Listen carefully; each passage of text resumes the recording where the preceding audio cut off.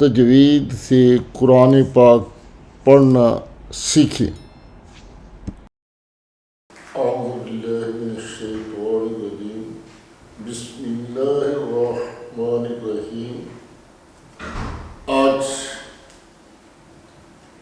درس تجوید میں ہماری 10ویں کلاس ہے۔ انشاءاللہ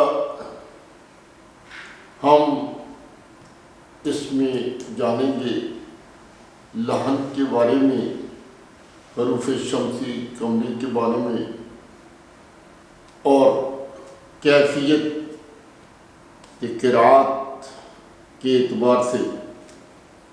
تو جانتے ہیں لحن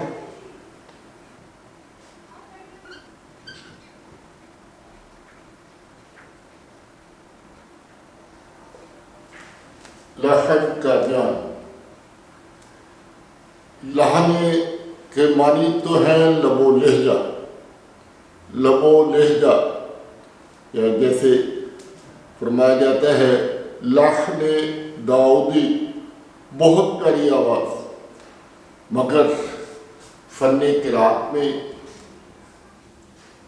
فن تجوید میں لحن کا معنی ہے غلطی۔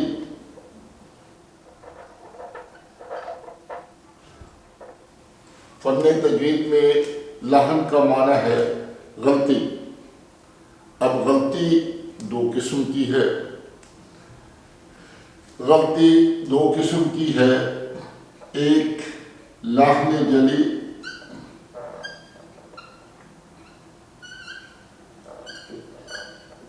دوسری لحن خفی۔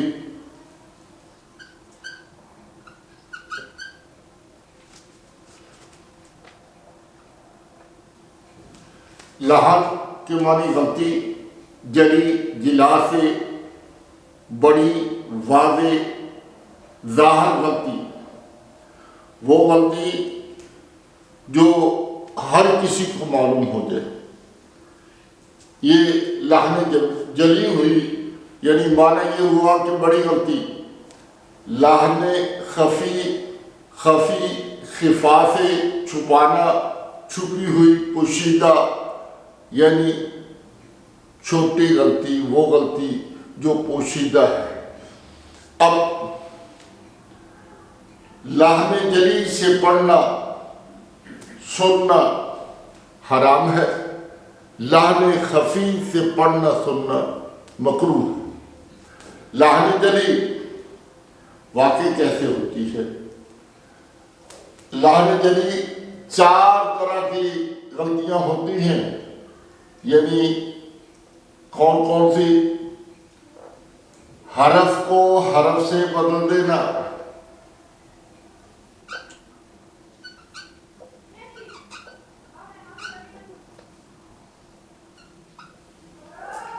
حرف کو حرف سے بدلنا، دوسری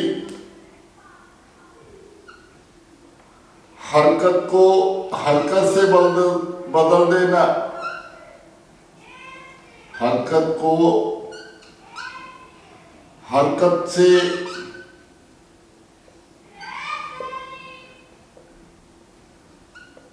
بدلنا، تیسرا حرف کو بٹا دینا، حرف کو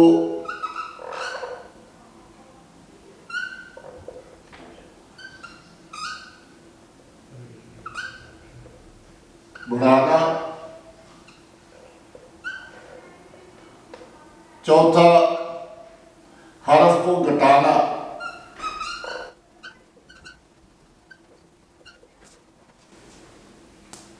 حرف کو گھٹانا۔ اب لحن جلی یعنی کہ بڑی واضح غلطی، اب اس کے 4 وجوہات ہیں۔ پہلی وجہ حرف کو حرف سے بدل دینا، دوسری وجہ حرکت کو حرکت سے بدل دینا، تیسری وجہ حرف کو گھٹا دینا، چوتھی وجہ حرف کو بڑھا دینا۔ گویا کہ اگر حرف کی جگہ حرف بدل گیا یا حرکت کی جگہ حرکت بدل گئی یا چھوٹے جو حرف نہیں تھا وہ پڑھ دیا یا کوئی لمبا کرنا تھا اس کو چھوٹا کر دیا، بات تو لہن جلی کی یہی ہے۔ اب اس کو تھوڑا سا مثالوں سے دیکھتے ہیں کیسے۔ سب سے پہلے نصر من اللہ،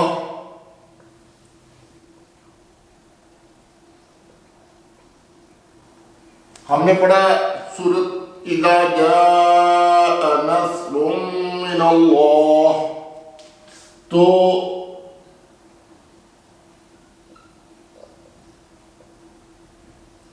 اگر ہم پڑھ دیں اذا جاء نصر من اللہ، بات وہی تھی۔ اگر پڑھا اذا جاء نصر من اللہ تو معنی ہوئے جب آ گئی مدد اللہ تبارک و تعالیٰ کی۔ اور اگر پڑھا اذا جاء نصر من اللہ تو معنی ہو گیا جب آ گئی جد اللہ تبارک و تعالیٰ کی، یعنی کہ پورا کا پورا مفہوم چینج ہو گیا۔ بلکہ مفہوم ہی چینج نہیں ہو جاتا بلکہ ہم تو کفر کی حد تک چلے جاتے ہیں۔ جیسے پڑھنا تھا ہم نے الحمدللہ،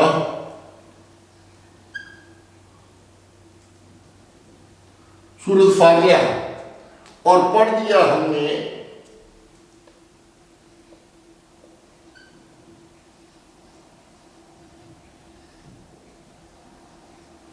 پڑھنا تھا ہم نے الحمدللہ، پڑھا ہم نے الحمدللہ الحمدللہ، اس کا معنی تھا سب تعریفیں اللہ تبارک و تعالیٰ کے لیے ہیں۔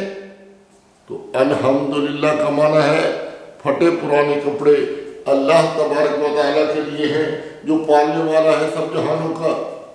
اسی طرح کہنا تھا قل هو اللہ احد، قل هو اللہ احد، فرما دو اللہ ایک ہے، تو کہہ دیا قل هو اللہ احد، یعنی کھا لو اللہ تعالیٰ نے۔ تو یہ اگر حرف کو حرف سے بدلیں گے تو لہن جلی ہو جائے گی، لہن جلی ہو جائے گی یعنی بڑی واضح غلطی ہوگی، اور اس غلطی سے حروف کے معنی بھی بدل جاتے ہیں، اور بسا اوقات تو ہم نیکی کرتے کرتے کفر یا کلمات کہہ جاتے ہیں۔ اسی طرح حرکت کو حرکت سے بدلنا، لفظ ہے انعم، انعمت،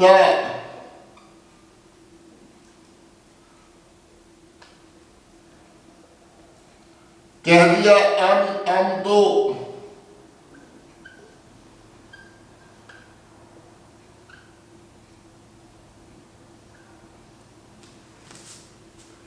انعمت، انعمت، سورۃ فاتحہ کے اندر ہی یہ تو ہے اہدنا الصراط المستقیم صراط الذین انعمت علیہم۔ ہم نے اللہ تعالیٰ فرماتا ہے کہ میں نے انعام کیا، تو اگر ہم کہیں گے انعمت تو پھر اللہ نے نہیں کیا میں نے کیا، معنی بدل جائے۔ اسی طرح اگر خالق کہنا تھا خلق، تو کہہ دیا ہم نے خلق، یعنی یہ حرف بدل گیا ہے۔ خالق، خالق کا معنی تو مخلوق، اللہ نے خلق کیا تو خلق کا معنی ہے بنوانا۔ تو اسی طرح حرف کو حرف سے بدل دینا۔ حرف تو تھا لم یلد،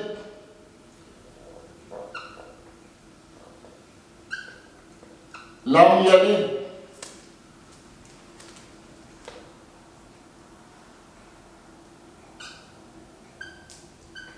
پڑھنے میں ہم اکثر اوقات جو غلطی کرتے ہیں وہ یہ ہوتی ہے، لم یلد کہنے کی بجائے یا آپ نے کھڑی زبر کر دی، لم یلد، لم یلد کی بجائے لم یلد کہہ دیا تو یہ غلطی ہو گئی۔ وَلَمْ يُولَدْ، وَلَمْ يُولَدْ، وَلَمْ يُولَدْ،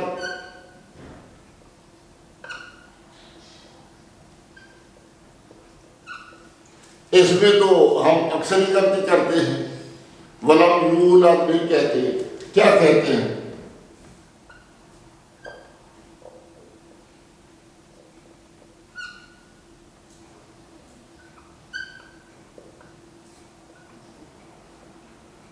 وَلَمْ يُولَدْ، وَلَمْ يُولَدْ، وہ تھا وَلَمْ يُولَدْ، وَلَمْ يُولَدْ، اور پڑھا وَلَمْ يَلْدْ تو وَلَمْ يُولَدْ، وَلَمْ يُولَدْ، یعنی واو کو سرے سے کھائیں گے، اس کو کم کر دیا۔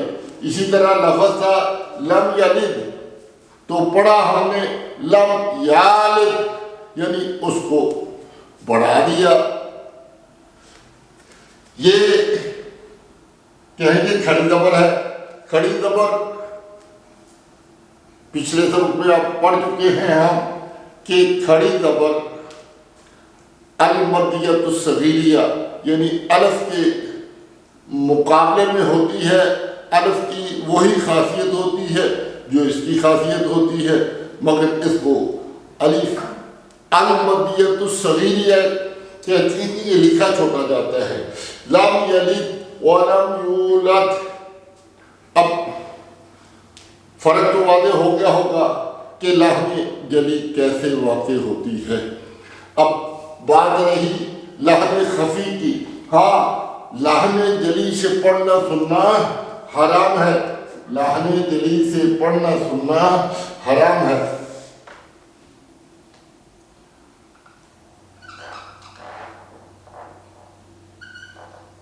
اور لحن خفی کی بات آئی یعنی پوشیدہ غلطی، چھوٹی غلطی، تو آسانی سے تو یوں کہہ سکتے ہیں کہ صفات عارضہ میں غلطی کرنا، صفات عارضہ میں غلطی کرنا یہ آسانی ہے، آسانی سے کہہ دیں صفات عارضہ۔ اب صفات عارضہ اور لازمہ صفات ہیں، مثلاً صفات عارضہ میں یہ ہوتا ہے پر حرف کو باریک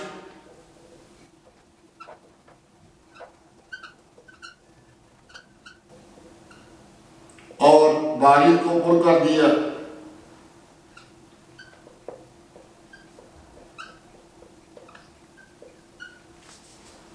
پر حرف کو باریک اور باریک کو پر کر دیا، یعنی ہم لحن خفی پڑھ رہے ہیں۔ لحن خفی تین طرح سے واقع ہوتی ہے، لحن خفی تین طرح سے واقع ہوتی ہے۔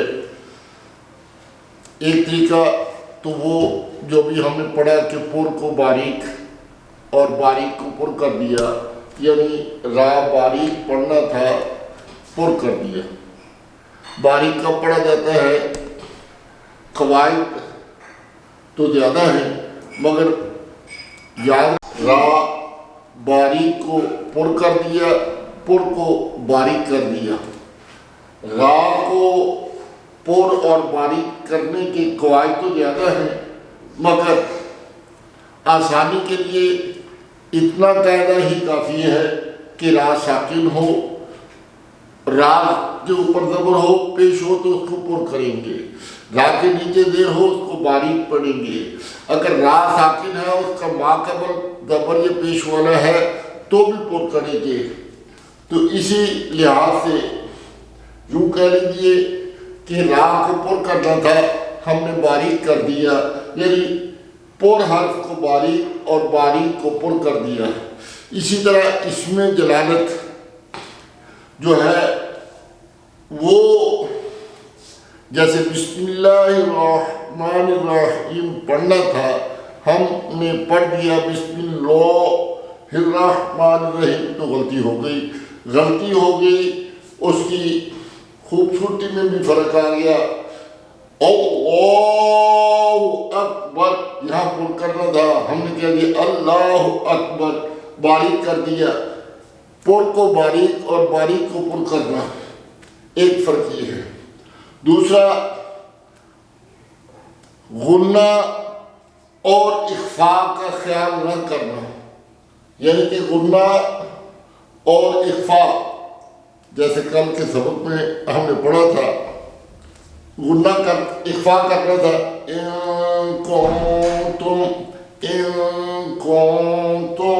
تو ہم نے پڑھا انا ظلمنا، وہ غنہ کرنا ہے وہاں، اس کو کہیں گے انا ظلمنا غلط ہو جائے گا، ان کنتم کہیں گے تو غلطی ہو جائے گی۔ غنہ اور اخفاء میں فرق نہ کرنے سے بھی لحن خفی ہوتی ہے۔ ممدوح یعنی وہ حرف جس کو مد دینی تھی حرف مدہ میں کے بعد اسباب مد بھی موجود تھا، اس کو 4 حرف یا 5 حرف کھانگنا تھا، اس کو کسر کر دی، طول تو وسط کی بجائے کسر کر دیا، یا خالی حرف مدہ تھا اس کو کسر رکھنا تھا، اس کی جگہ ہم نے جا ما کر دیا، یعنی اس کو حرف مدہ کو پر مزید موت دے دی، تو یہ بھی ایک غلطی کا طریقہ ہے۔ اب ہم نے جان لیا، ہاں دیکھیں اب بڑی آسانی سے سمجھ لگ گئی ہوگی کہ لحن خفی کریں گے تو پڑھنا سننا مکروہ ہے، لحن جلی کریں گے تو پڑھنا سننا حرام ہے۔ یعنی قرآن پاک رب قاری للقرآن فَلْيَنَلَهُ، بہت سے قاری قرآن ایسے ہیں جن پر وہ لعنت کرتا ہے، کیوں کرتا ہے کہ وہ اس چیز کا خیال نہیں کرتے۔ اس لیے ہمیں لحن جلی اور لحن خفی پر کافی توجہ دینا ہوگی۔ لحن جلی ایک بار پھر سن لیں، لحن جلی حرف کو حرف سے بدلنا، حرف کو بڑھا دینا، حرف کو گھٹا دینا، یا پھر حرکت کو حرکت سے بدل دینا۔ اسی طرح لحن خفی ہے کہ باریک کو پر اور پر کو باریک کر دینا، غنہ اور اخفاء کا خیال نہ کرنا۔ ممدوح حرف یعنی وہ حرف جس کو مدہ کرنی تھی اس کو کسرہ کر دیا، اور جس کو کسر رکھنا تھا اس میں مد کر دی۔ تو اب آگے چلتے ہیں، وہ اگرچہ ٹیکنیکل طریقہ، ٹیکنیکلی تو اس میں کوئی اہمیت نہیں ہے، ٹیکنیکلی تو کوئی اہمیت نہیں ہے، مگر انٹرسٹنگ ہے کہ رفتار کے حساب سے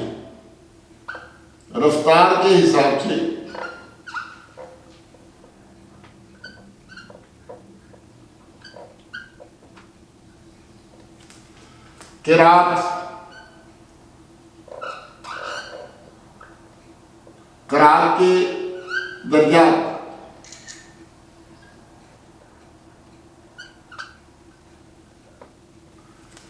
قراءت کے درجات۔ اب کچھ حضرات تو 3 پر ہی انحصار کرتے ہیں، مگر میں کہوں گا کہ قراءت کے حساب سے، رفتار کے حساب سے قراءت کے 4 درجے ہیں۔ 4 درجے ہیں، 4 پوائنٹس ہیں۔ ایک بالتحقیق، قراءت بالتحقیق،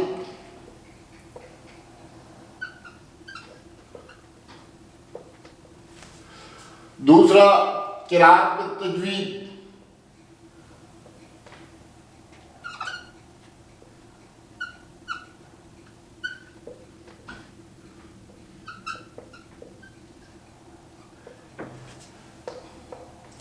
ایک طریقہ ہے قراءت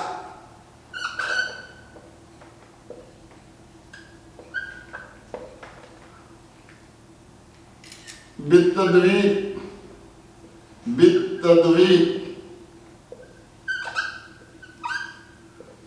ایک قراءت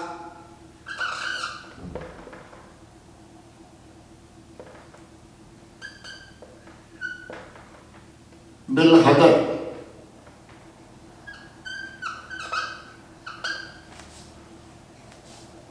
بالتحقیق کو جو چھوڑتے ہیں وہ بھی ٹھیک ہے کہ قراءت بالتحقیق کا مطلب یہ ہے کہ قواعد تجوید کا خیال رکھتے ہوئے استاد کے سامنے ذانو ادب ہونا اور استاد کو سبق سنانا، یعنی ماہر فن سے آپ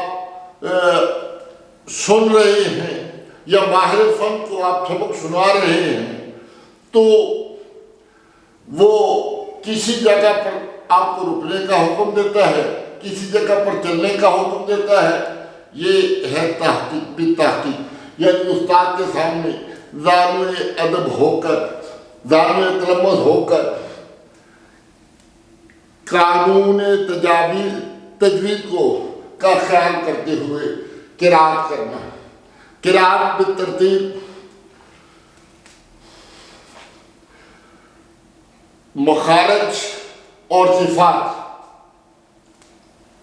یا تجوید سے پڑھنا، مگر رفتار اس کی آہستہ رفتار سے پڑھنا۔ قراءت بالترتیب یعنی قرآن پاک کو ترتیل سے پڑھنا،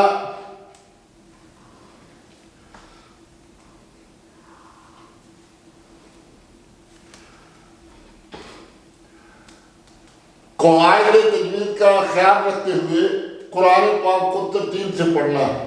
جیسے محافل میں تلاوت کی جاتی ہے،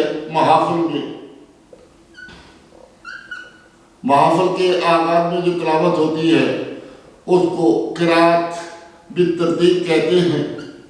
اور قراءت بالتجوید یہ ہے کہ درمیانی رفتار سے قواعد تجوید کا خیال رکھتے ہوئے، یہ بات ہر ایک میں آئے گی، قواعد تجوید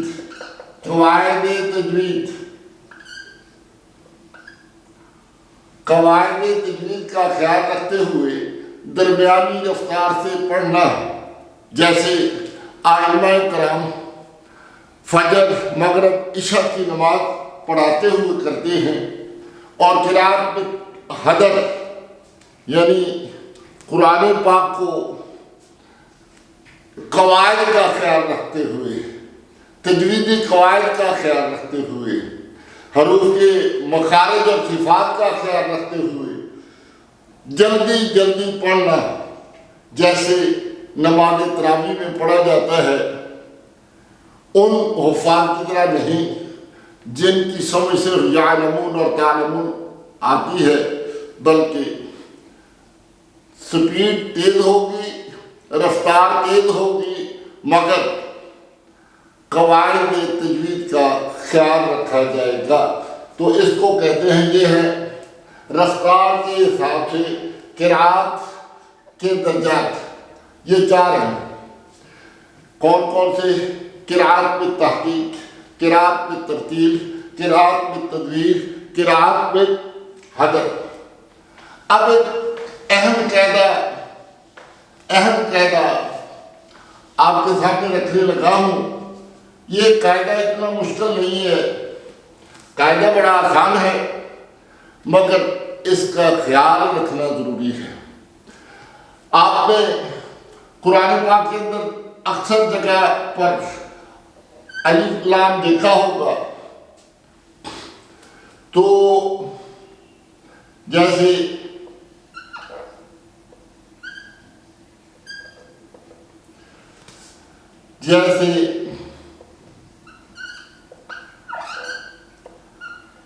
یہ الف لام جو ہے یہ تعریف کا لفظ ہوتا ہے.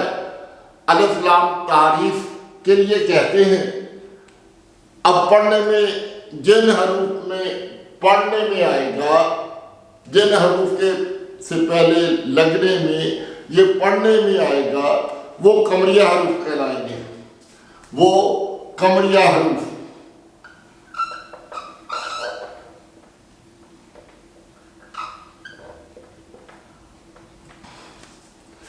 اور جن حروف سے پڑھنے سے پہلے، جیسے الرحمن میں پڑھنے میں نہیں آیا تو پھر یہ شمسیہ ہو گیا.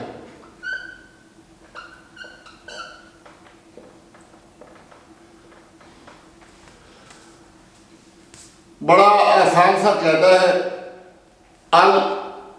قرآن پاک میں بہت سے مقامات پر ہے، بہت سے کیوں 29 حروف جو ہیں یہ اس سے مبرہ نہیں ہے. یعنی کہ کسی پر تو لام لگا تو پڑھا گیا، کسی پر لام لگا تو نہ پڑھا گیا. بس اتنا ہی شمسیہ اور قمریہ حروف کا فرق ہے. اب قمریہ حروف میں کا مجموعہ اگر ہم یاد کر لیں تو سارا کام آسان ہو جائے گا.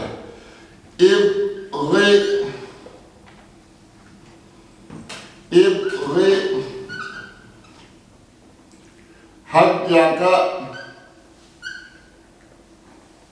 وخف اقیمہ.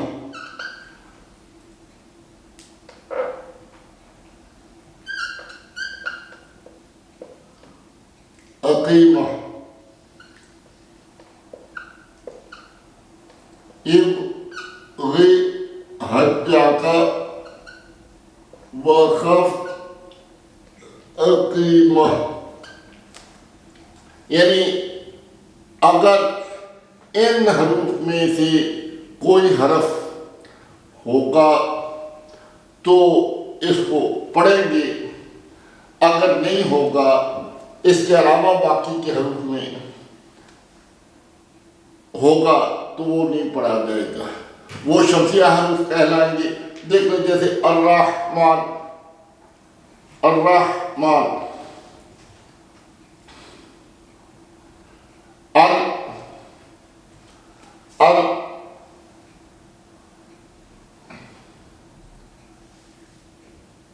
ابغِ حجک وخف اقیمہ. جن حروف میں یہ ہوگا وہ حروف پڑھے جائیں گے، اور جن حروف میں یہ نہیں ہوگا وہ نہیں پڑھے جائیں گے. جیسے لگا ہے تو یہ راہ ہے ادھر موجود، ادھر کاف موجود ہے. الحمد ادھر پڑھا گیا تو ہا موجود ہے. تو جن جگہوں پر الف لام تعریف کا الف لام نہیں پڑھا جائے گا وہ حروف شمسیہ ہیں، اور جن حروف پر پڑھا جائے گا وہ حروف قمریہ ہیں. آج کی ہم مشق کر لیتے ہیں تھوڑی سی. بسم اللہ الرحمن الرحیم. قل هو اللہ احد.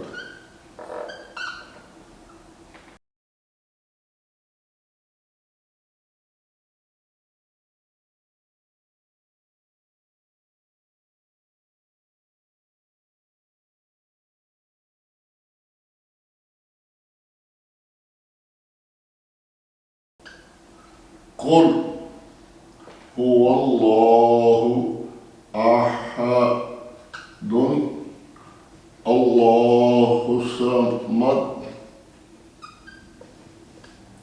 صمد لم یلد ولم یولد ولم یکن لہ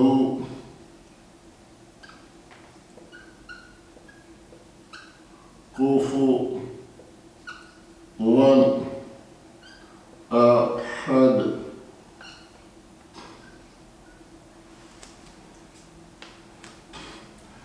اب سمجھیے، اب اس کی ہم بائفرکیشن کر رہے ہیں، یعنی آج ہی کے سبق میں ہم نے پڑھا اللہ نے جلیل کے بیان میں کہ قاف کو اگر کاف نہیں پڑھیں گے، قاف نہیں پڑھیں گے، کاف پڑھیں گے تو معنی بدل جائے گا۔ اگر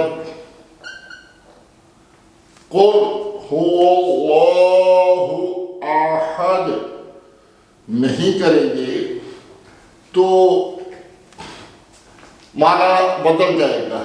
ہو اللہ، ہاں انتہائی یعنی کہ حلق کے اس حصے سے ادا ہوتا ہے جو سینے کے قریب ہے، اقصائے حق، واو ہونٹوں کو ناتمام گول کرنے سے واو ادا ہوتا ہے۔ واللہ، اور یہاں پر جو قاعدہ ہم پڑھ چکے ہیں، میں مخارج ساتھ ساتھ زیادہ بتا رہا ہوں، ابھی اگلا سبق مخارج کا شروع ہونے والا ہے، اس کے بعد پورے مخارج بیان کریں گے۔ ہو اللہ، یہاں ہم پڑھ چکے ہیں کہ اللہ اسم جلالت، اگر اسم جلالت سے پہلے زبر اور پیش ہوگا تو پر کریں گے، اگر اسم جلالت سے پہلے زیر ہوگی تو باریک رکھیں گے۔ اب یہاں پر کیا ہے علی، کیا بتاؤ گے؟ یہاں کیا ہے؟ زبر ہے۔ زبر کا مطلب کیا ہے کہ ہم اللہ کو پر پڑھیں گے، ہو اللہ، تو باریک بسم اللہ، اللہ کے لام سے پہلے زیر ہے، بسم اللہ، ہو اللہ احد، احد، رکے تو کیا ہوا؟ جب ہم رکے تو یہ ساکن ہو گیا، ساکن ہوا تو قاعدہ کیا لگا؟ کلکلے کا۔ 5 حروف کلکلہ ہے، کاف طا با جیم دال، جب یہ ساکن ہوتے ہیں تو ان پر کلکلہ ہوتا ہے۔ قل هو اللہ احد، پھر اللہ الصمد، اب اگر باریک کر دیں گے تو سین سے بن جائے گا سمد، معنی بدل سکتا ہے، سواد سے رکھنا ہے، هو اللہ الصمد۔ یہاں پھر وقت کی وجہ سے دال ساکن ہوا تو کلکلہ ہو گیا۔ اب اگر ہم ان 2 آیات کو ملا کر پڑھتے ہیں، کلکلہ نہیں کرتے تو پھر کیا کریں گے؟ قل هو اللہ احد اللہ الصمد، یہ نون لگائیں گے،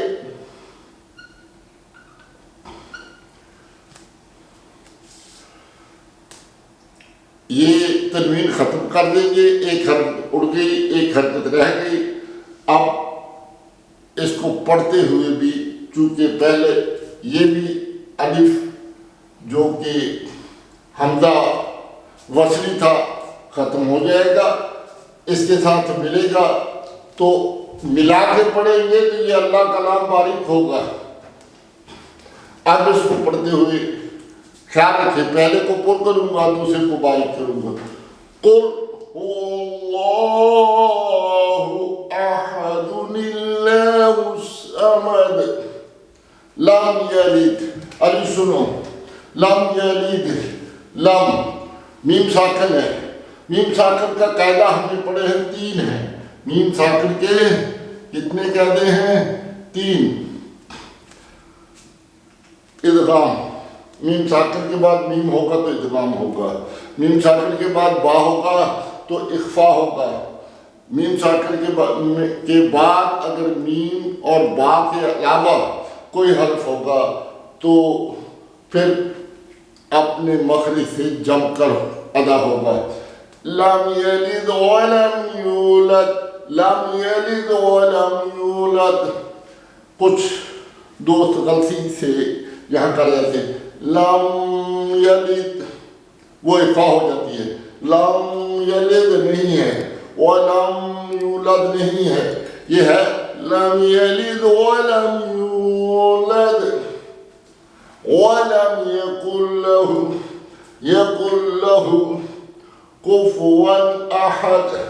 اب یہاں پر کیا ہوا ہے؟ نون ساکن ہے، نون ساکن، نون تنوین کے بعد یمون، یا لام میم لام واو نون میں سے کوئی حرف ہوگا تو ادغام ہوگا، اور اگر لام اور را ہوں گے تو بلا غنہ ہوگا، یا میم واو نون ہوں گے تو با غنہ ہوگا، اس لیے یہاں غنہ نہیں ہوگا۔ وَلَمْ يَكُنْ لَهُ كُفُوًا، یہ پھر نون تنوین آ گیا، اس کے بعد کیا آیا؟ حروف ہلکی، اس لیے کفواں نہیں کریں گے کیونکہ حروف ہلکی میں سے ہمزہ موجود ہے، اس کو ظاہر کریں گے۔ وَلَمْ يَكُنْ لَهُ كُفُوًا احد۔ صدق اللہ